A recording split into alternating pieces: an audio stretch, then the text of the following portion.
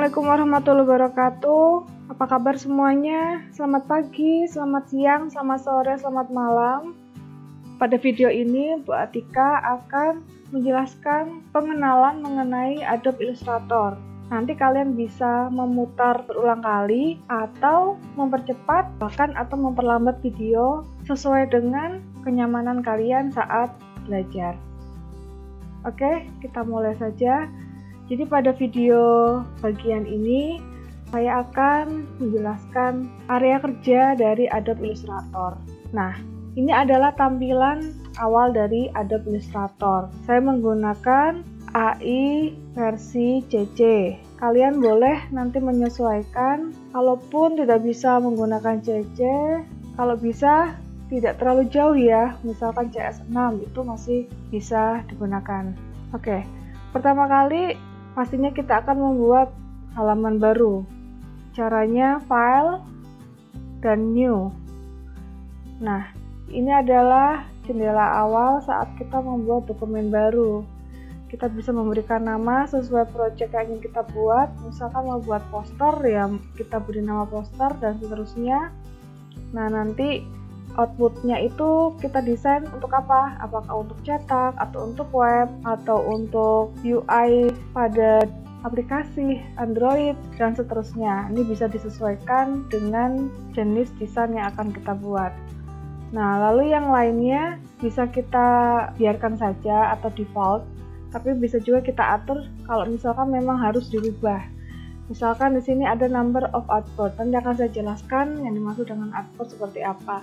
Intinya secara default nanti akan muncul satu artboard, atau kalau misalkan kalian sudah terbiasa menggunakan Corel, itu namanya area kerja sama saja. Nah, untuk spacing itu berarti relasi antara objek satu dengan objek lainnya nanti akan secara otomatis memiliki jarak 20 poin. Lalu kolomnya satu, size-nya adalah letter, bisa kita ganti. Kalau misalkan tidak ada seperti yang di sini size-nya, kalian bisa atur melalui isian width dan height.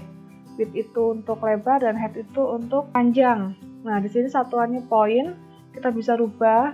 Biasanya kita menggunakan cm atau milimeter. Nah, ini bisa kita ganti. Jadi misalkan saya mau ganti di cm, nanti otomatis akan berubah menjadi cm.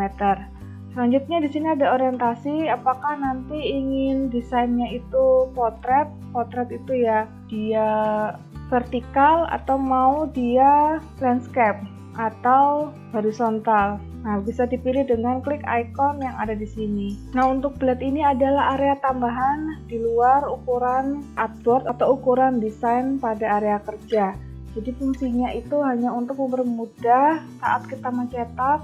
Misalkan kita melakukan pemotongan di area pinggir atau sekitar desain. Nah, dengan adanya bleed ini akan mempermudah. Kalau misalkan tidak diberikan bleed, takutnya nanti area pinggirnya terlalu mepet dengan desain dan akhirnya desainnya ikut kepotong. Pemberian bleed ini tidak akan mempengaruhi desain, jadi hanya untuk mempermudah. Nah, biasanya standarnya itu kurang dari 3 mm. Saya biarkan saja secara default. Kalau sudah, klik OK.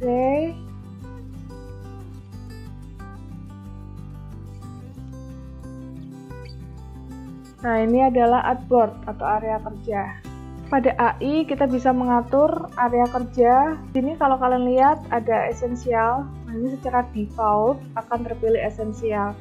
Ini apa? Ini adalah template ya, template peletakan panel-panel yang ada di area kerja. Misalkan kalian sudah punya area kerja yang atau enggak kalian sudah punya panel-panel yang sering kalian akses.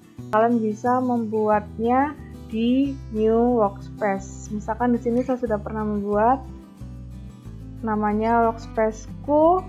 Nah, kalau saya pilih atau tercentang, maka akan muncul tampilan workspace dengan panel-panel yang sering saya akses. Ini akan sangat berguna kalau kalian misalkan sering menggunakan panel-panel tertentu. Kalian tidak perlu lagi harus buka-buka lagi karena sudah otomatis muncul. Nah, di sini juga ada settingan bawaannya AI, ada layout, nah ada painting, dan seterusnya.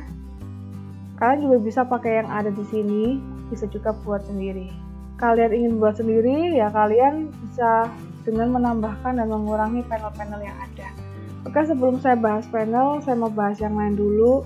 Jadi kalau di AI ini, misalkan tampilannya itu kurang terang atau kurang gelap, kita bisa atur di bagian edit. Di sini ada preference paling bawah, kita bisa pilih general.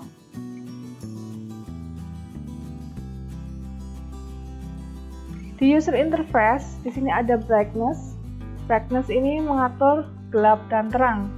Kalau kita suka yang lebih gelap-gelap, kita bisa atur slidernya, atau bisa langsung pilih dari pilihan yang ada di brightness ini. Mau dark, medium, atau bahkan yang terang sekali. Nah, ini disesuaikan dengan kenyamanan mata kalian saat membuat desain.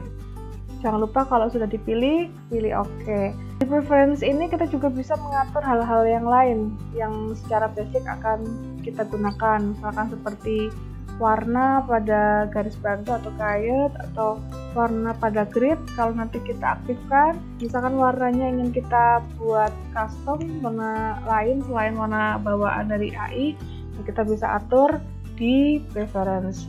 Kita juga bisa atur units. Jadi tadi secara default waktu saya buka new dokumen, dia itu unitnya itu points. Nah, saya tidak ingin points, saya ingin rubah dia jadi centimeter. Jadi saya nggak perlu lagi harus berulang kali mengubah unitnya menjadi centimeter. Saya ganti dulu, semuanya sesuai dengan apa yang akan sering saya gunakan. Dan juga preference atau settingan-settingan yang lain nanti bisa kalian explore sendiri. Kalau sudah oke, tinggal klik OK. Nah, itu untuk mengatur preference dari tampilan AI kalian. Selanjutnya, saya mau jelaskan apa saja yang ada di AI ini. Kalau secara umum ya, seperti software-software yang lain, kalau kalian terbiasa juga menggunakan Corel, pastinya ada tool di sebelah sini, di sebelah kiri.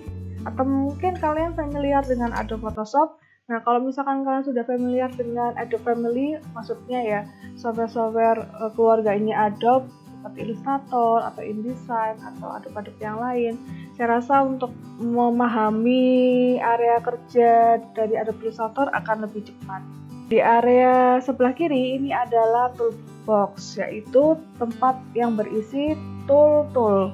Mulai dari selection tool, kalian mau membuat tulisan ada type tool, kalian mau membuat garis dan desain apapun nanti bisa ada pen tool, ada brush dan brush tool, ada pencil tool, dan masih banyak lagi. Ada juga pewarnaan dan tool-tool yang lain.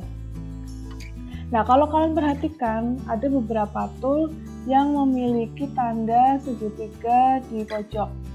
Segitiga warna putih itu artinya di dalam tool itu ada tool lagi di dalamnya. Nah, caranya gimana biar bisa membukanya?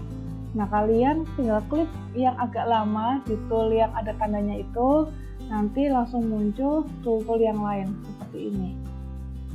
Tidak semua bisa seperti itu ya, jadi hanya yang ada tandanya saja yang memiliki tool-tool yang tersembunyi seperti itu. Misalkan seperti pen tool ini, kalau kita klik lama nanti akan ada pilihan seperti add anchor point tool, delete anchor point tool, dan anchor point tool. Tool-tool ini juga bisa kalian akses selain dengan klik langsung ke toolbox, kalian juga bisa akses melalui shortcut. Seperti di sini selection tool bisa dengan shortcut V. Terus direct selection tool bisa dengan shortcut A dan seterusnya. Kalian bisa tinggal lihat caranya, tinggal arahkan kursor mouse-nya ke atas tool yang ingin dilihat. Nggak usah diklik, cuma ditaruh di atas toolnya aja, nanti akan muncul nama dan juga shortcut-nya. Kalau kalian sudah terbiasa dan akhirnya hafal dengan shortcut ini, akan sangat mempermudah dan meningkatkan efisiensi kerja kalian saat mendesain sesuatu.